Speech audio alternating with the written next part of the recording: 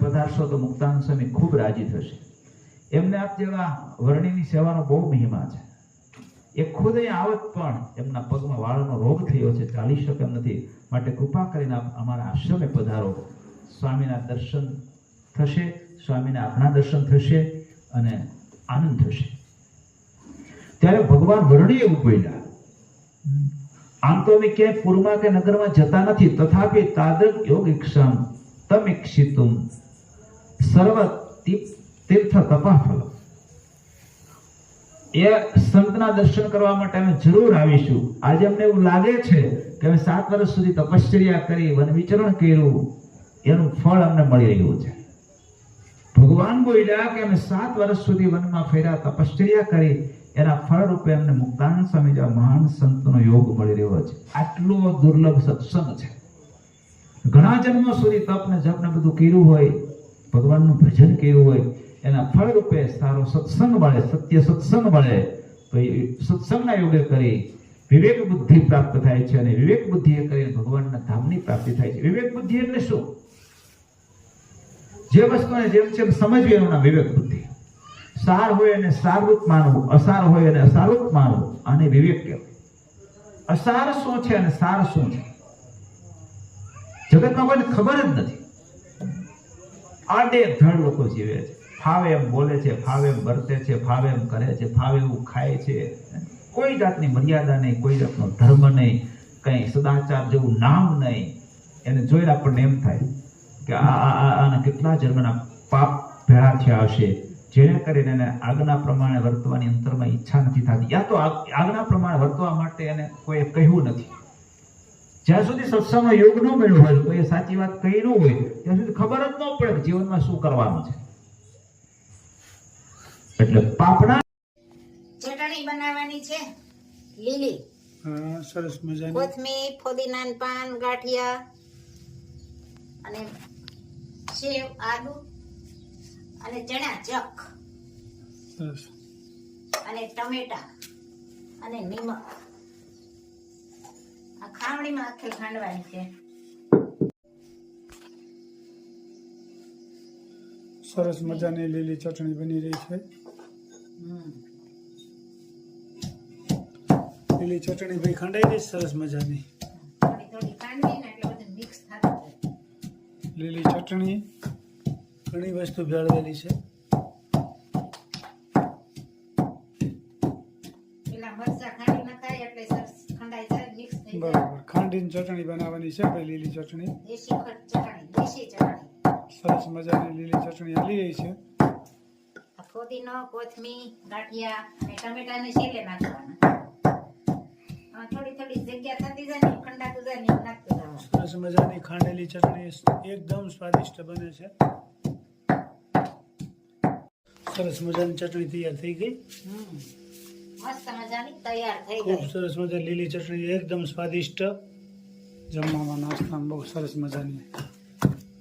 ફોદીનો, કોથમીર, આદુ, મરચા, ગાંઠિયા, સેવ, ખૂબ સરસ મજાની ચટણી તૈયાર થઈ ગઈ છે. અને નિમક અને કળી ખાલી તમે ગોળ ને ખાંડ અંદર નાખી શકો. ખૂબ સરસ મજાની ચટણી તૈયાર થઈ ગઈ છે.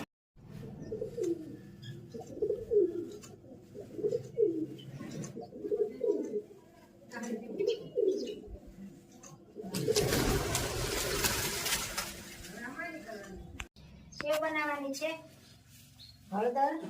સરસ મજાની સેવ બની રહી છે. નવી રેસીપી આવી ને આજ તો. હા, નવી રેસીપી હમણાં દિવાળી પર કરી હતી, પછી કઈ કરી નથી. હમણાં સાંજે ઓળો હોય, ભાજી હોય, એટલે સેવ ટમેટા ક્યારેક ક્યારેક હોય.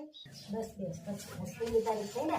હા, આમાં હળદર, મીઠું, ઝીણી સેવમાં, હા, રોંઢી કાળી સેવ મમરામાં અને શાક પણ બનાવ્યું. હા, એમ મોઢું તો સારું હાલ્યા કરે છે કરવામાં. સેવ ટમેટાનું શાક.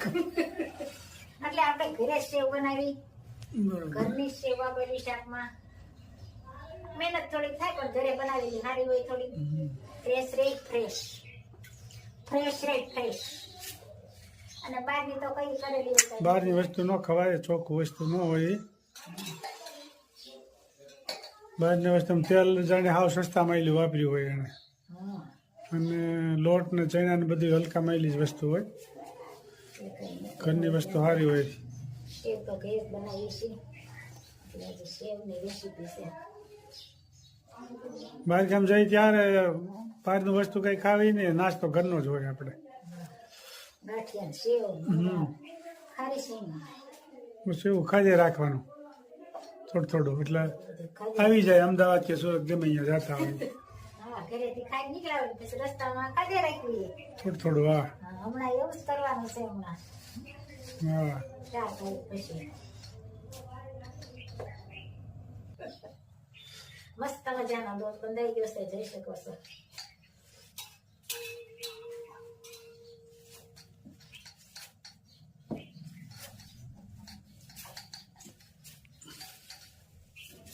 સરસ મજાની સેવ બનશે.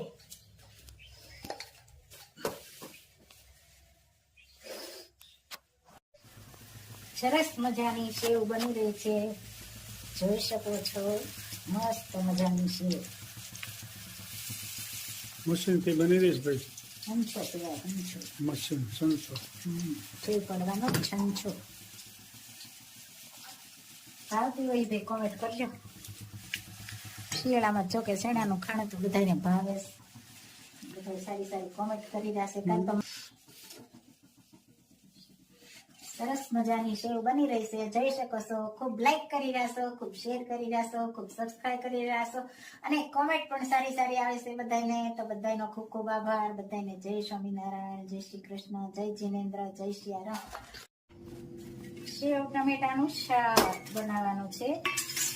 મસ્ત મજાના આદુનું કટિંગ અને તેલ પણ મુકાઈ ગયું છે. તળી છે, પાપડ અને કાચરી. સરસ મજાની ફરફર અને કાચરી કચરી હલાઈ ગઈ છે ને. હવે તો આ સેવ ટમેટા સેવનું શાક ચાલી રહ્યું છે. સેવ ટમેટાનું શાક અને ભાખરી બનાવી છે. ભાખરી ને રોટલા. આપણે જો કે એક ભાખરી બે રોટલા. મસ્ત મજાનું શાક.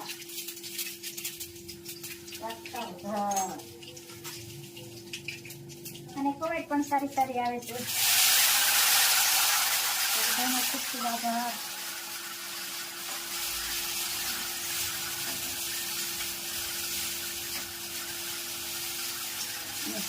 ગ્રેવી જેવા થવા દેવાના. પછી પાણી નાખવાનું, સેવ નાખવાનું થોડું ચટણી, હળદર, ધાણા જીરું અને આદુ વાળું શિયાળામાં શાક સારું લાગે. આદુ નાખીને કરજો અને કમેન્ટ કરજો ભાઈ કેવું લાગ્યું. અને આ નિમક. સરસ મજાનો વઘાર થઈ ગયો છે, જોઈ શકો છો. મસ્ત મજાનો વઘાર. સેવ ટમેટા શાક વઘાર.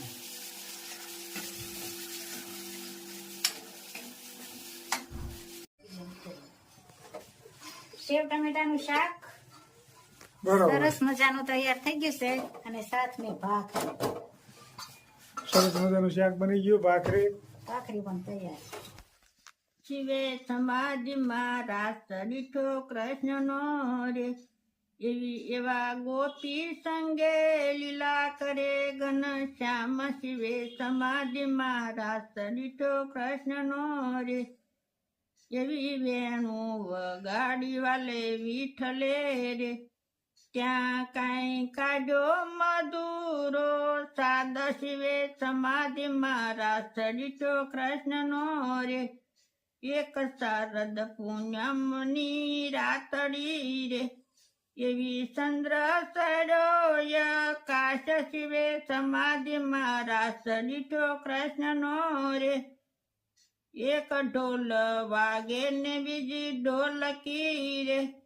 ત્યાં સોળે શરણાયુના સુર. શિવે સમાધિમાં રાસ દીઠો કૃષ્ણનો રે, એક ગમર વાગે ને બીજી ઘૂઘરી રે. ત્યાં ઝાંઝરનો જણકાર. શિવે સમાધિમાં રાસ દીઠો કૃષ્ણનો રે, ત્યાં તો વેમાને બેસી દેવો આવ્યા રે. ત્યાં પુષ્પોની વૃષ્ટિ થાય. શિવે સમાધિમાં રાસ દીઠો કૃષ્ણનો રે, ત્યાં તો સૌ દેવ બ્રહ્માંડ લગ્યા ડોલવા રે. ત્યાં બ્રહ્માજી ભૂલ્યા વેદ શિવે સમાધિમાં રાસ દીઠો કૃષ્ણનો રે. કર જોડીને ભક્તો કરે વિનતી રે. એવી શિવની સમાધિ છૂટી જાય શિવે સમાધિમાં રાસ દીઠો કૃષ્ણનો રે. જય સ્વામિનારાયણ. ખૂબ સરસ મજાનું કીર્તન કહ્યું મારા ભાઈએ. કૃષ્ણ ભગવાનને ગોપીઓનો રાસ ચાલતો હતો ત્યારે શંકર દાદાને એમ થયું કે હવે હું રમવા જાઉં. તો એ પાર્વતીજીએ ના પાડી કે એ રાસમાં તમારે ન જવાય. પણ શંકર દાદા રહી ન ગયા. પછી શંકર દાદા એવું કર્યું, ગોપી પોતે બન્યા, હાડી પહેરીને આમ અસલ ગોપી જેવી ગોપી બની ગયા શંકર દાદા. અને જ્યાં કૃષ્ણ ભગવાનને અને ગોપીનો રાસ હાલતા હતા ને એમાં ભળી ગયા. એટલે કોઈને ખબર ન પડે કે આ કોણ છે એમ. અને મીડાઈને અરે રાસ લેવા પછી તો એવો રાસ જામ્યો અને એટલા બધા શંકર દાદા મશગુલ બની ગયા રાસ રમવામાં. તેની હાડી માથેથી વિખાઈ ગઈ, એની જટા છૂટી ગઈ. પછી તો ગોપીઓને ખબર પડી કે આ તો ભોળાનાથ છે. પછી તો ભોળાનાથને ખબર નથી આ હાડલો માથેથી વિખાઈ ગયો છે ને મારી જટા છૂટી ગઈ છે. પછી ગોપીઓ તો બધી ભેગી થઈને દાંત કાઢે અને કૃષ્ણ ભગવાને ખુદ મીડા દાંત કાઢવા કે ભોળાનાથ આ તમે શું કર્યું એમ. એ કે મારે પછી તો શંકર દાદા એવા શરમાણા, પણ પછી તો શું કરે. એ કે મને એવી ખબર નહોતી રહી, પણ મને રાસમાં એટલા બધા હું મશગુલ બની ગયો હતો. આવું સત્ય ઘટના બની ગઈ છે. કૃષ્ણ ભગવાનનો રાસ હાલતો હતો, એમાં શંકર દાદા ખુદ પોતે રાસ રમવા આવ્યા હતા ગોપીનો વેશ ધરીને. અને એને હાડી વિખાઈ ગઈ હતી, જટા છૂટી ગઈ હતી, એટલા મશગુલ બની ગયા હતા. જય શ્રી કૃષ્ણ, જય ભોળાનાથ.